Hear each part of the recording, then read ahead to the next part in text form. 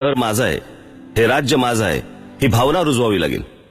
मुळात आपण आपलं घर सोडलं तर बाकी कशाला आपलं मानतच नाही. रस्ता महानगरपालिकेचा, माझा नाही. स्टेशन रेल्वेचं, माझं नाही. शाळा जिल्हा परिषदेची, माझी नाही. एसटी सरकारची, माझी नाही. आपण आपलं घर जसं ठेवतो तसा आपला घराबाहेरचा परिसर ठेवतो का? परिसर स्वच्छ ठेवायला पैसे नाही लागत, तर इच्छाशक्ती लागते. सगळंच सरकारने करावं, सगळंच महानगरपालिकेने करावं, तर मग आपण काय करायचं? आता पहा, झोपडपट्ट्या फक्त आपल्याकडेच आहेत का? जगातल्या अनेक देशांमध्ये आहेत. आता हेच उदाहरण घ्या ना, ब्राझीलमधलं, रिओचं. तिथेही झोपडपट्ट्या आहेत, पण ते लोक त्या झोपडपट्ट्या स्वच्छ ठेवतात, परिसर स्वच्छ ठेवतात. आत्ताच तिथे फुटबॉल वर्ल्ड कप झाला. आपल्याकडे मुंबईत होईल? शक्यच नाही, कारण रचनाच नाही, स्वच्छता नाही, सौंदर्यदृष्टी नाही. आणि सौंदर्यदृष्टी, रचना, स्वच्छता याचा गरिबी आणि श्रीमंतीशी काय संबंध? आपण आपल्या घराची जशी काळजी घेतो तशी आपल्या गावाची, आपल्या शहराची, महाराष्ट्राची काळजी घेतो का? माझं असं अजिबात म्हणणं नाही की कोणी काळजी घेतच नसेल, पण त्याचं प्रमाण किती आहे? आज संपूर्ण समाजात ही भावना आपल्याला जागृत करायला पाहिजे. आपण स्वतःच्या घराची किती काळजी घेतो? त्याच्या रंगापासून ते फर्निचरपर्यंत सगळ्या गोष्टींची काळजीपूर्वक निवड करतो. घर सुंदर राहावं, स्वच्छ राहावं म्हणून धडपड करतो. तसंच मग शहराकरता का नाही करत? घरातल्या भिंतीवर थुंकतो का आपण? मग शहरातल्या भिंतींवर का थुंकतो? कारण ही शहरं, ही गावं, हा महाराष्ट्र हे माझं घर आहे असं आपण मानतच नाही. मलेशिया, सिंगापूर, थायलंड आपल्या मागून आले आणि किती पुढे निघून गेले. आमच्या मागून आलेल्या देशांचं चलन अधिक बळकट आणि आमच्या रुपयाचं सतत अवमूल्यन. तिथल्या लोकांनी त्या देशाला, शहराला आपलं मानलं. जगात प्रत्येक प्रगत देशातला माणूस आपल्या परिसराची, शहराची, देशाची आपल्या घरासारखी काळजी घेतो. त्यांच्या परंपरा, स्मारक अभिमानाने जगासमोर ठेवतो. आपल्याकडेही अभिमानाने दाखवण्यासारख्या प्रचंड गोष्टी आहेत. 700 किलोमीटर पसरलेली कोकणची आपली किनारपट्टी आहे. सह्याद्री पर्वत रांगा आहेत, जंगलं आहेत, शिवरायांची गडकिल्ल्यांच्या रूपाने उभी असलेली स्मारक आहेत, उत्कृष्ट मंदिर आहेत.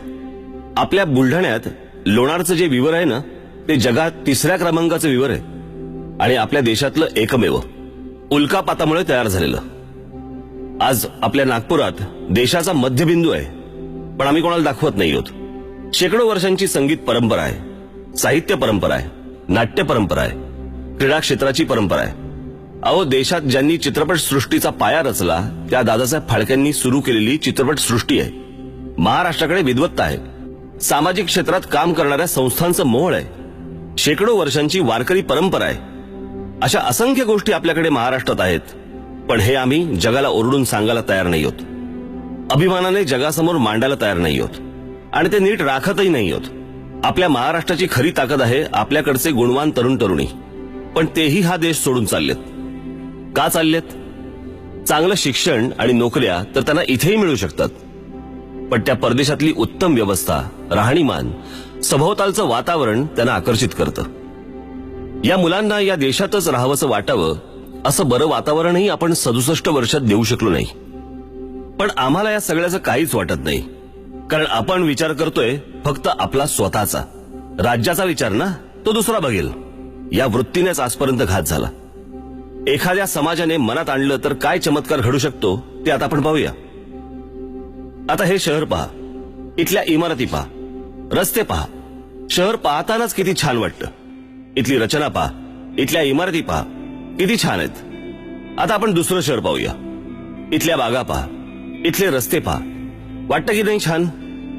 ही जी 2 शहरं मी तुम्हाला आता दाखवली, त्याचं पहिल्याचं नाव आहे हिरोशिमा आणि दुसऱ्याचं नाव आहे नागासाकी. हे पाहिल्यावर वाटतंय का की या शहरांवरती अणुबॉम्ब पडून ही शहरं बेचिराख झाली होती? गंमत म्हणजे बेचिराख झाल्यानंतर त्यातले काही अवशेष तिथे ठेवून त्याचे त्यांनी टुरिस्ट स्पॉट केले. मग आपल्याकडची शहरं काहीही कारण नसताना बॉम्ब पडल्यासारखी का वाटतात? त्यात काही शिस्त नाही, स्वच्छता नाही, रचना नाही, सौंदर्य नाही, नीटनेटकेपणा नाही. कधी कधी लाजही वाटते आणि कधी दुःखही होतं. ही परदेशातली उदाहरणं देताना मला काही फार आनंद होत नाहीये, पण जगाच्या तुलनेत आपण किती मागे पडलोय हे दाखवावं लागतंय, सांगावं लागतंय. आपल्यालाही हे सगळं बदलायचं आहे, पण त्याकरता आपल्याला सौंदर्यदृष्टी वाढवावी लागेल, रचनात्मक दृष्टिकोन आणावा लागेल. सौंदर्य आपल्या रोजच्या जगण्यात आलं पाहिजे.